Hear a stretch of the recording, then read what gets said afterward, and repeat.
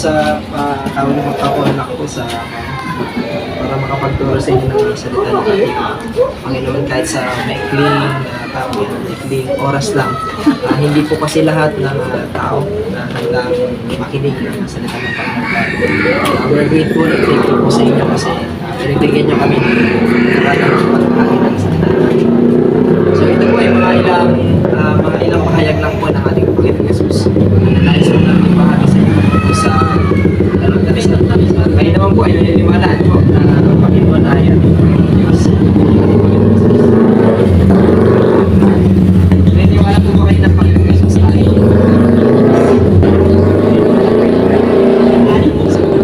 wala tayo na pagdating sa tawag yan, pagdating sa pagka-Diyos ng ating Panginoon Jesus na siya yung ating Panginoon at tagapagligtas. So, nais ko pong talakayin natin merong mga bagay na kung saan nagpapahiwalay sa atin sa ating Panginoon. Bilang isang tao, lahat tayo ay nagkasala. Naniniwala po ba kayo na lahat ng nobody's perfect? Lahat tayo ay nagkasala. Sabi mo sa aklat ng mga sa Romans,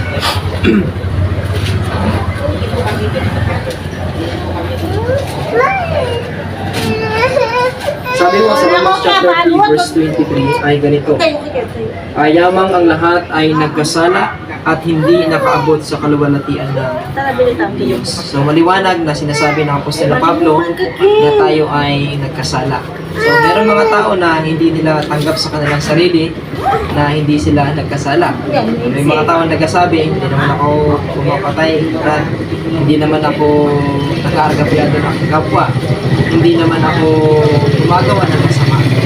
Kanya lang naman, so wala akong kasalanan. Pero sa harapan ng Diyos, tayong lahat ay nagkasala sa kanyang harapan. Minsan may mga bagay na nagagawa tayong pagkakamali na kung saan hindi natin napapansin. Sabi naman ng kasulatan sa nakakalam nga na mabuti at ito ay hindi ginawa, ito ay kasalanan sa Kanya. Ang kamay ng Diyos ay hindi humaykli upang siya ay hindi makapagligtas ng tao. Ngunit may isang bagay na kung saan nagpapahiwalay sa atin at sa ating Panginoon, sa ating Panginoong Diyos. Ano ho ba yung dahilan o ano ho ba yung bagay na yon na kung saan nagpapahiwalay sa atin sa ating Panginoong Diyos? Dito po sa aklat ng Isaiah chapter 59 verse 1 and 2. Pwede mong kayo magbasa na para mas maganda nababasa nyo rin. Ano? Okay lang po ba? Alay, para mabasa nyo. Hindi na lang, hindi ko siya. Hindi nyo po na magkikita. Sige po, sige. Ako na lang po magbabasa. Basahin ko po sa wikang Tagalog para mas maintindihan natin na mas malinaw.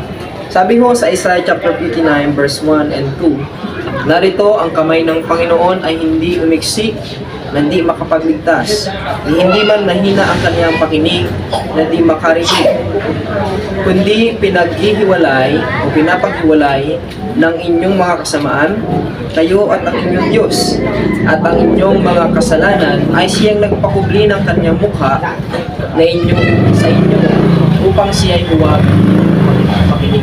So ang ating Panginoon, bagaman siya ay Diyos, ay Diyos na mabuti, ang kamay ng Diyos ay hindi maikli upang siya hindi makapagligtas. Pero mayroong isang bagay na nagiging dahilan o nagiging hindrance para hindi makalapit ang tao sa ating Panginoon. Ano daw po yun? Yun yung kasalanan.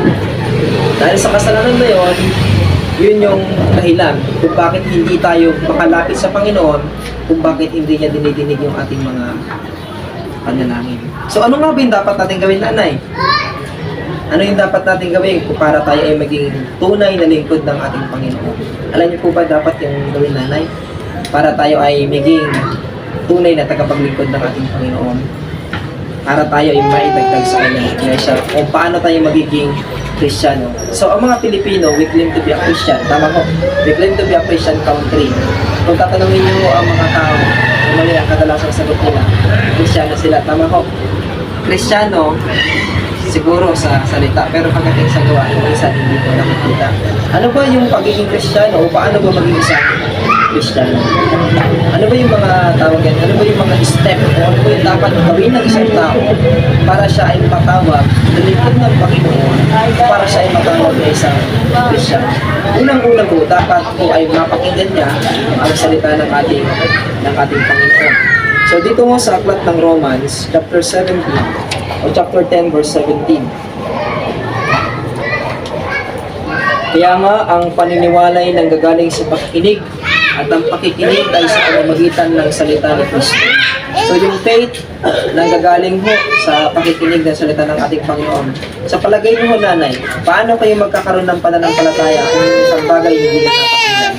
Posible po ba yun? Hindi ho, ano? Kaya kayo nagkaroon ng pananampalataya sa Diyos kasi meron tayong narinig. Siguro sa mga ninulit natin, sa mga magulang natin, sa lolo't lola natin, o sa kung kanino mang kakilala natin. At dahil sa pagtuturo nila sa atin, lumipas ang panahon kaya nagkaroon tayo ng paniniwala sa Diyos. Nagkaroon tayo ng pananampalataya sa Diyos. Now, after natin makapakinig ng salita ng ating Panginoon, ano yung kasunod? Nagkakaroon tayo ngayon ng tinatawag na pananampalataya.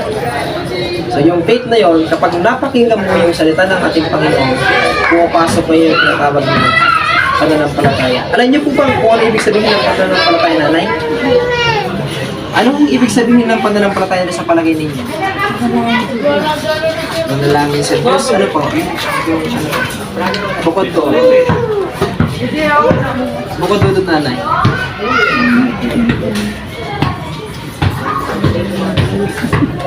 So, yun ho. Ano yung sabi niya, nanay? Manalangin sa Diyos. So, kadalasan, ito yung kadalasan sagot ng mga ngunit at grabe yung kabulugan ng pananampalataya. Ano ba ibig sabihin nun? Yung pananampalataya. Dito sa aklat ng Hebreo, sa Hebrews chapter 11 verse 1, ang wika ng pananampalataya. Ngayon, ang pananampalataya ay siyang panatagal sa mga bagay na hinihintay. Ang katunayan ng mga bagay na hindi nakikita.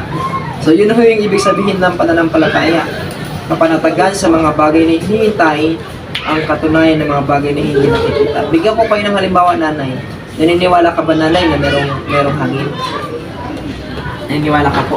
Pero nakikita niyo po ba yung hangin? Hindi ho, ano? Pero ganun po ang Diyos. Bagaman ang Diyos ay hindi natin nakikita, pero tayo sumasampalataya na merong Diyos. Kaya nga sabi ng ating Panginoong Yesus kay Tomas, anong sabi ng ating Panginoong si Tomas? Nung sila ho, yung ating Panginoon nagpipintuan sila sa loob ng kwarto. Pumasok yung Panginoon, yung mga apostol nandun. Sabi ni Tomas, maliban na lang maipasok ko yung daliri ko sa butas sa kanyang tagiliran, kanyang kamay, ay hindi ako maniniwala. Pero nung naipasok niya,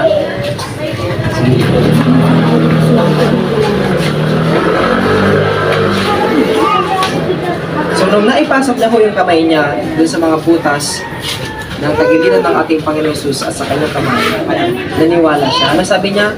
Ni Tomas, Panginoon ko at Jesus ko. Napapanood niyo po, nanay, nung Holy Week, yung Passion of the Christ. Nanonood ko ba yan? Yung Passion of the Christ. Dahil pag Holy Week, pinapalabas ko yan. Diba? Pinaiti ni Tomas yung kanyang daliri dun sa butas ng tagiliran ng ating Panginoon Jesus. Ano sabi ng ating Panginoon? Mapapalad ang hindi nakakita pero sumasampalataya. So after natin makapakinig, tayo nagkaroon ng pananampalataya, diyan pumapasok yung pagsisisi. Yung pagsisisi saan? Ano yung dapat pagsisihan, nanay?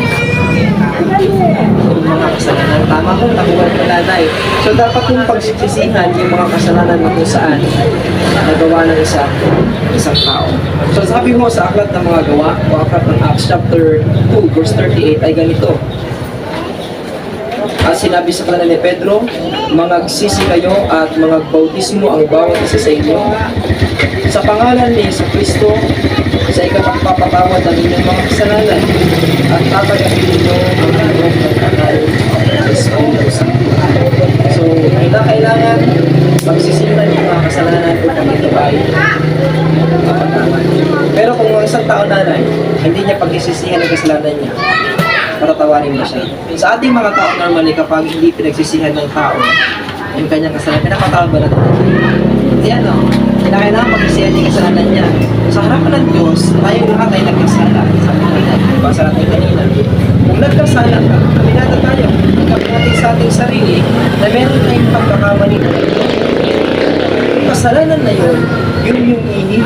natin ng kapatawaran sa harapan ng ating Panginoon. Kaya nga dun sa verse 37, nung marinig ng mga tao, ng mga Hudyo, sa pangunguna ni Apostol na Pedro, nang nangaral siya during the day of Pentecost, nasaktan yung kanilang puso at tagtanong sila kay Pedro, mga kapatid, ano yung dapat namin gawin? Ano sabi ni Apostol Peter? Magsisi kayo at mga bautismo sa ikapagpapatawad ng pagmamahal. Kung tayo ay nakapakinig at nagkaroon ng pananampalataya, at tayo ay nagsisi, dapat din tayo magpahayag. Ano po yung pagpapahayag ng confession? Ano yung dapat nating i-confess? Ano yung dapat nating i-confess na? Una, dapat tayo magpahayag ng ating Panginoong Jesucristo. Ikaw ba, nanay, sumasampalataya po ba kayo ng Panginoon ay tagapagligtas? Naniniwala ko kayo. Handa ko kayo maglingkod sa Panginoon habang kayo po ay naglingkod pa. So, mabuti ho. And lastly, kinakailangan tayo ho ay tumanggap sa Panginoon sa pamamagitan ng bautismo. Hindi ho ako may sabi. Ang may sabi ho, ang banal na kasulatan. Yung binasa natin kanina, pagkatapos mo magsisi, ano gawin kasunod? Mga bautismo sa ikapagpapatawad ng mga kasalanan. So ano po ba yung bautismo? Ano ibig sabihin ng bautismo, nanay? Ano? Sa tawag niya, sa kinagisnan mo natin, ako po galing pa halos lahat ay galing tayo ng Catholic. Ang term na ginagamit is binyag. Sa banal na kasulatan, ang term na ginagamit sa original na pagka-translate sa mga Hudyo. Nang na-translate niya sa Greek, ang term na ginamit o salitang ginamit ay baptizo. Na ang ibig sabihin ay paglulubog or immersion. Pwede mo ba, nanay, ilubog ang isang tao sa isang basong tubig? Pwede po ba? Hindi mo ano. Pwede mo po bang ilubog ang tao dun sa isang tabong tubig? Hindi mo ano. So, kinakailangan mo ng maraming tubig. It's either ilog or drum na maraming tubig para mailubog mo yung isang tao. So, tatlong Greek word mo, nanay. Baptizo, rantizo, and keio. Anong yung rantizo? Yung rantizo, ito yung ginagawa ng tawag yan, mga kaibigan natin na Catholic. Anong yun? Yun yung puring, pinubuhusan. Ulo. Puring. And yung keio, ito yung ginagawa ng mga Hindu. Alam niyo po yung mga Hindu, nanay? Hinduism o Taoism, yung mga sa ibang bansa. Diyan, nag-i-exist yan sa tawag yan, sa Thailand, China. Alam niyo yung sprinkling nanay, ginaganon nila yung tubig. Tapos, bibisik na ganon, yun yung bautismo sa kanila. Ano ho? Sa Catholic naman, binubuhos sa ulo. Ngayon ho, nanay, tatanungin po kayo. Sino ho yung dapat bautismuhan? Yung mga taong nagkasala. Sila ho dapat ibalinis ang kasalanan. Kasama po ba yung mga bata doon? Kasama po ba yung mga bata doon? Mga nanay, so, ang mga bata ay wala pa silang kasalanan. Hindi pa sila accountable sa mga bagay na ginagawa. Pag pumasok na yung tinatawag na age of accountability, alam nila yung mali, alam nila yung mabuti at masama, doon pumapasok yung pagkakasala. At kapag sila ay nagkakasala na, dapat na sila yung makaralan, dapat sila yung malinis ng mga lastly, kinakailangan na tayo ay mag-pagpapalito sa according to Acts chapter 2, verse 42, ay dito ho. Sabi ng Apostol Peter, at sila'y nagsimanatiling matibay sa turo ng mga apostol at sa mga sama-sama sa pagpapalito ng tinapay at sa mga palitan.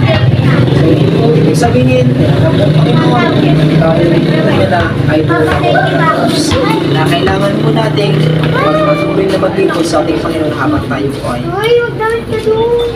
So, yan ho, yung making mensahe ng Panginoon sa araw pong ito, nanay. Salamat po sa inyong pagpapaunang sa amin. Ngunit, bago ho natin tapusin, nais mo namin maghandog na isang panalangin sa inyo para tapusin mo yung ating pagkaaraw. Tayo ay manalangin, nanay.